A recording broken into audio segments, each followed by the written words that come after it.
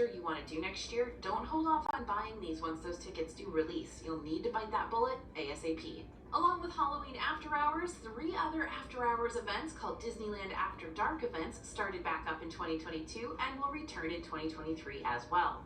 Sweethearts Night is a Valentine's Day specialty event with exclusive fireworks, dancing, and music, Disney character couple meet and greets, cutesy romantic photo ops, and Valentine's-inspired snacks and drinks. Villains Night happens toward the beginning of March and features DJ dance parties, exclusive stage shows, Disney villains meet and greets, villainous photo ops, and specialty food and drinks as well, minus the actually poisonous apples. And Star Wars Night happens on select nights in May, including May the 4th, of course, and includes a Star Wars-themed fireworks show, dance parties, Star Wars character meet and greets, specialty merchandise, photo ops, and intergalactic-ish snacks and beverages. Again, since these events are super limited, tickets sell fast once they go live, so stay diligent to figure out when these tickets will go on sale, and we promise we'll stay diligent too and get it into our newsletter ASAP. Another reason you might want to go to Disneyland this year is because you want to say goodbye. Oh, sorry, I opened that on a real dramatic note, but it's not far from the truth. Some Disneyland experiences are about to close their doors for good, so you'll only be able to see them for a short while in 2023 before they're gone. And in Disney California Adventure, the entirety of the Pacific Wharf area will be shutting down and reimagined into the Big Hero 6 themed San Francisco, which will feature new restaurants, shops, and a Baymax meet and greet location. We're not sure when Pacific Wharf is planning on closing yet, but we do know Disneyland does have its strides soon, so 2023 could be the last time you'll experience the Pacific Wharf in its current industrial form. Next reason you might want to go to Disneyland in 2023, you want options that Disney World doesn't have. Disney World and Disneyland have a lot of similarities. They both have parks with Main Street USA, they both have World of Disney in their shopping districts, they both have Galaxy's Edge, they both have a handful of similar rides like Soarin', Star Tours, Buzz Lightyear's Astro Blaster / Space Ranger Spin, but they're also incredibly different in many ways. For instance, California Adventure is chock full of areas and offerings that Disney World does not have. Avengers Campus with that interactive ride Web Slingers, a Spider-Man adventure, and the experimental Pym's Test Kitchen. You've got Cars Land with Radiator Springs Racers and several Cars-inspired places to eat and shop. Pixar Pier has the Incredicoaster, Lamplight Lounge, and the terrifying Pixar Pal Around. And don't tell me it's just a Ferris wheel, because it's way more intense than that. And so many other unique rides and restaurants and experiences to fill your day. And in Disneyland, you've got a lot of similar areas that parallel with Magic Kingdom, but then again, both parks feel very different from each other. You've got Disneyland-specific rides and attractions like the recently reimagined Finding Nemo Submarine Voyage, the upgraded Snow White Scary Adventures Dark Ride, the classic Mr. Toad's Wild Ride, the bone-rattling and bruising Matterhorn bobsleds, and the epic Indiana Jones Adventure. And you've got rides that are technically the same as Disney World's, but are honestly probably better. Big Thunder Mountain Railroad has this grand finale in its last tunnel and lift hill that'll end your ride with a bang. It's a Small World is not only housed in a beautiful white and gold building in Disneyland, but has Disney characters sprinkled throughout the ride, which adds a very cute search and find aspect. Space Mountain's vehicles hold 2 riders per row instead of just 1, which is nice if you have a kid that's apprehensive and wants a parent to ride alongside them. Plus, the sound is so much better in there. I could keep going, but I think you got the idea. Just because many of these rides are called the same thing in both Disneyland and Disney World doesn't mean they're the same. And you may prefer the offerings at Disneyland even more. Most of the time, I do. And another reason you should go to Disneyland in 2023, you want lower wait times. So in Disney World, we talk about non-peak times when crowds have dwindled down versus peak times when crowds are at an all-time high. But as we learned in 2022, even non-peak times at Disney World lately can still end up being super busy. Although we do expect higher crowd levels toward the end of January for the kickoff of the 100 Years of Wonder celebration and for the grand reopening of Mickey's Toontown in Disneyland, we still also expect there to be lower crowd levels in general throughout the year than Disney World experiences. A big reason for this is simply because Disneyland tends to be more of a locals park, whereas Disney World tends to attract more out-of-town, out-of-state, out-of-country guests. My experience going to Disneyland, even on busier days, is that it's just a little bit more chill than the Disney World parks. And I can often get through a good chunk of the rides without having to wait a super long time. Is that always the case? No, but a lot more often there than you'll find in Disney World. But one thing you do want to watch out for in Disneyland is evenings and weekends. Like I said, it's a locals park, so when people get off work, they head to Disneyland, they have some dinner, they jump on a ride, and then they go home. So there's a lot more people that flood in kind of after 5 p.m. and on the weekends. It's a marked difference. And that doesn't really happen at Disney World, because when people are there, they're on a longer vacation.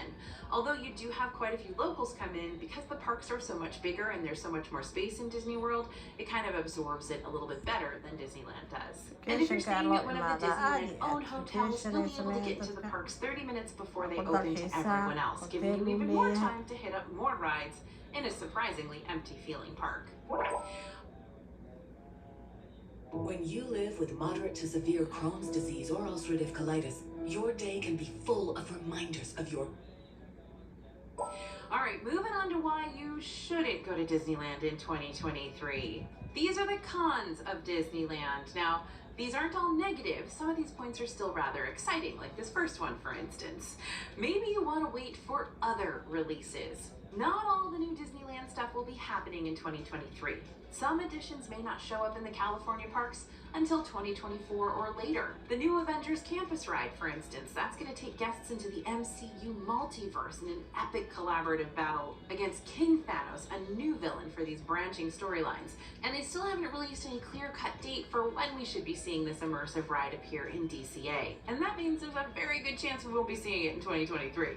Same thing goes for the new San Francisco area. We know the plans for it linger out on the horizon of Disney Imagineering, but we don't know how far out into the horizon it actually is. And then there are some new and returning park additions that we know for sure are coming in 2023, like Tiana's Bayou Adventure, which is set to open late 2024, and the return of Disneyland Run Disney Races, which gives guests the opportunity to run or jog or walk through the parks in 5K, 10K, marathons, and they're coming back to Disneyland. But it won't be a done deal until 2024 rolls around, so if sprinting through the parks and earning a medal along with bragging rights is a big deal for you, then you may want to hold off on that Disneyland trip for now, or instead register to compete in one of Disney World's Run Disney races that'll be going on in 2023. And since we're on that subject, maybe you don't want to go to Disneyland because you're more excited for the new Disney World offerings. Yeah. Disneyland can't hog all the new stuff for itself. Disney World's got some pretty exciting things going on in 2023 as well, which you might enjoy even more.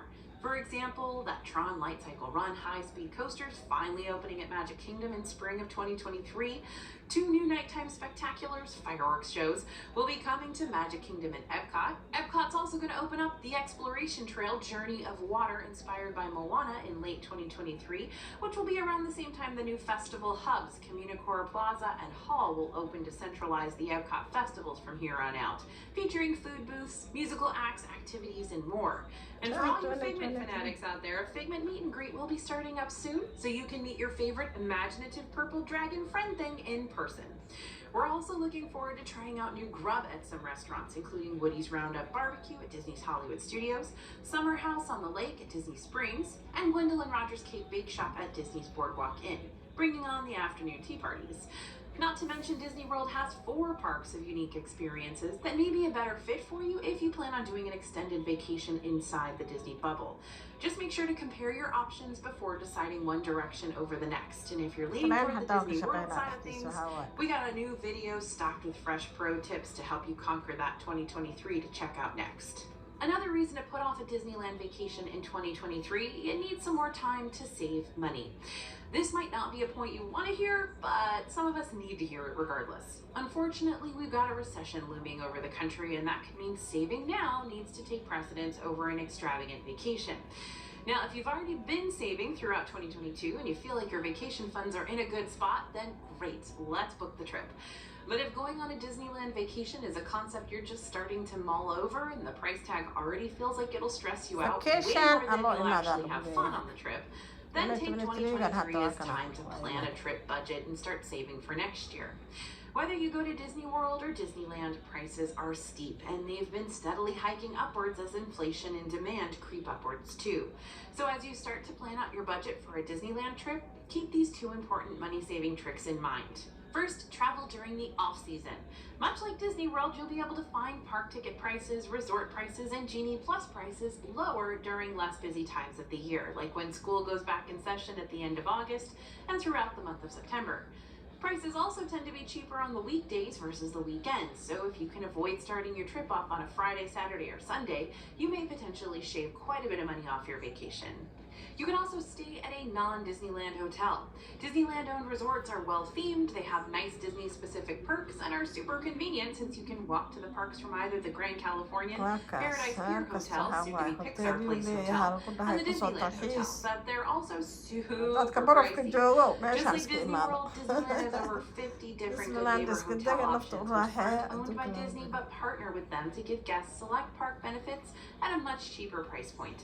Many of these hotels also offer free breakfast options, so you don't have to worry about spending money on your breakfast inside the parks. And by the way, they're also super close to Disneyland, because Walt didn't sort of build a land-based bunker around Disneyland. There are tons of hotels right across the street that are affordable and really nice. So just explore the Good Neighbor resort options directly on the Disneyland website, click on the Places to Stay option, and scroll down to the Good Neighbor Hotels tab. Another